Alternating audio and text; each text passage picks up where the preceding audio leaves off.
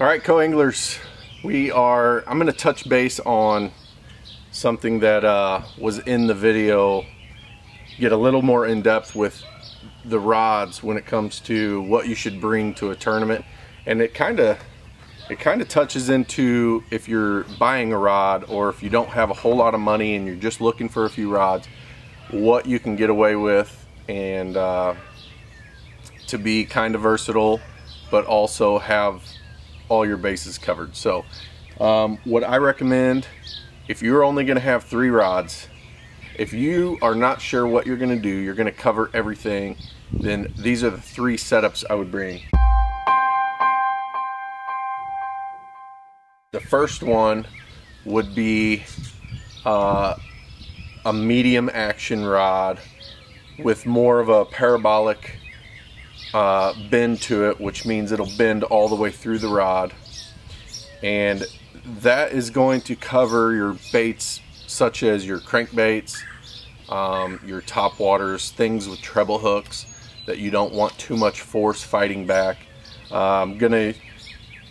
This is a 6.6. I would go anywhere from a 6.6 all the way to maybe a 7.5 foot, depending on what you like to throw or the distance you're going to throw. And I'm going to throw a lower gear ratio, which this is a 6.3. I don't care for any less than that unless you're throwing deeper crankbaits. I'm going to put anywhere from 10 to 15 pound fluorocarbon. Now you might want to throw mono on there because of the top waters. You're gonna have to, you're gonna want that line to float. So if you wanted to put mono on this one, you could get away with it. This is actually a Daiwa Tatula Type R, a custom rod from Viking Rods that I like for that stuff. So moving on to whole different realm is a spinning rod. Now, some people do not like throwing spinning rods. Some people love them. I do like them. The reason I like them is they are definitely a more finesse action. You get a lot of good feel from them. One big thing is you can skip light lures and cast light lures much easier with a spinning rod than you can with most bait casters. Now there are exceptions. Some companies make finesse type bait casters. One that I know of off the top of my head is Daiwa has a finesse bait caster. I don't know if it's the 103 or the 105, one of those. But it also has an SV spool in it, which greatly reduces backlashing. So if you didn't want to go with the spinning reel, I would suggest that, but it would be on a medium fast and anywhere between. Now I'm typically, there's braid on this right now. I've been experimenting with that.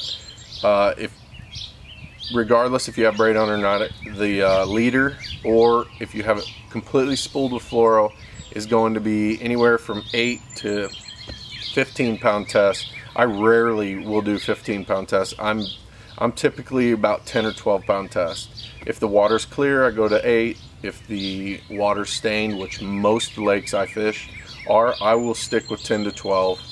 And I'm usually using Seagar and Vizex. Usually have no issues unless, you know, you're fishing around cover and you can't get them out. But I feel you're sacrificing bites for power sometimes, so I'd rather get the bites and chance them not coming out than not get the bite at all.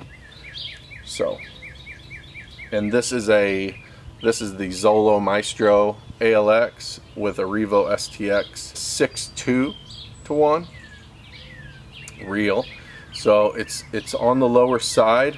It seems to work good for me. So, and the final setup I would bring is definitely the faster gear ratio, the medium heavy rod to cover anything from Texas rig to jigs. You can get away with throwing maybe a frog on it, and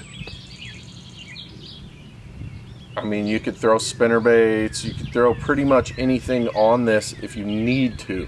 It's not ideal for all those, but if you need to, this is the setup that could probably get it.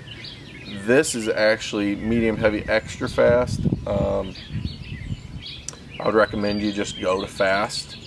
Medium heavy fast rod, 7 foot or bigger, and with a higher speed reel. This is an 8-to-1 Tatula type R, and with anywhere from 15 to 25 pound test, depending on the structure and the cover you're going to be fishing. So pretty much those are the 3 setups I would bring if you are limited, or if you're just trying to get out and be versatile and go fishing, or fishing a tournament and you want to be able to change different things because you're not sure what you're going to do and you have limited resources. Those are the 3 setups I would bring.